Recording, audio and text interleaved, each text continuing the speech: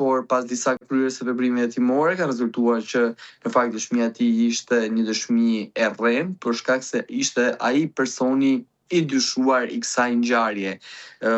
Një ditë më parë janë kryer disa kontrolle me qenin Akademisë së Sigurisë, qeni i cili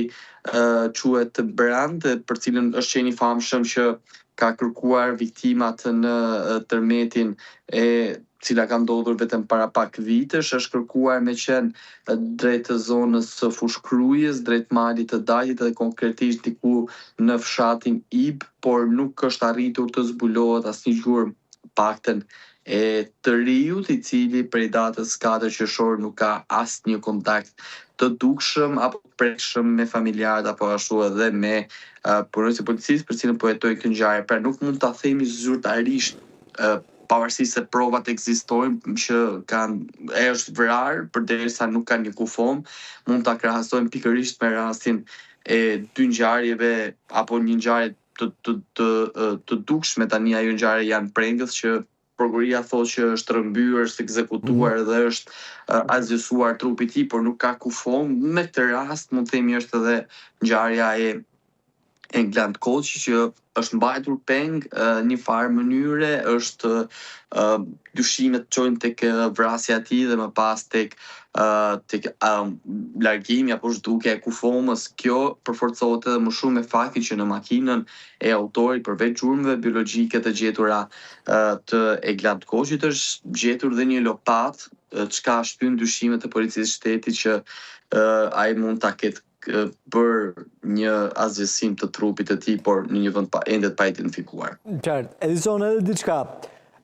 Kemi informacion se çfarë lidhte autorin e dyshuar me 34 vjeçarin, ka le të them deklaratat familjarëve për këtë marrëdhënie midis të dyve? Burimet policore flasin për një marrëdhënie të njohur shoqërore mes tyre. Në dijenin time, viktima apo personi zhdukur ka qenë aktivitetin e paligjshëm të lojrave apo të call-centrave, një farë mënyre të mashtrimeve kompjuterike, ka qenë ortak me një person tjetër, i cili ai nuk ndodhet në vendin ton.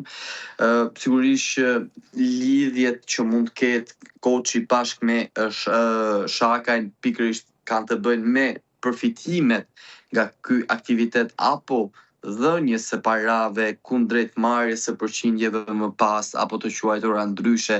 të parave me fajde, por jo për interesin e Koçit, por për interesa të tjera. Dhe sigurisht që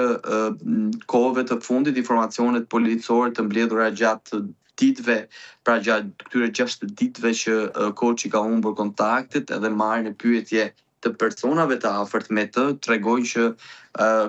England Koçi shprehente që ai kishte një portofol digjital me shuma të konsiderueshme parash dhe sigurisht që ndoshta orientimi mbi zbardhjen e plotë të kësaj ngjarje mund të orientohet pikërisht tek ky portofol digjital për cilën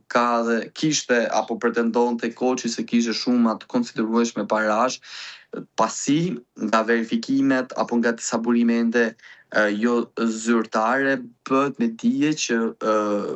janë kryer disa lëvizje nga portofoli digjital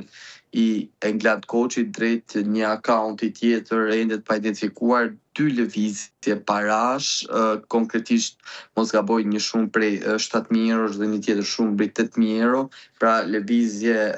të interesante. Edison, po për çfarë shumë të konsiderueshme bëhet fjalë?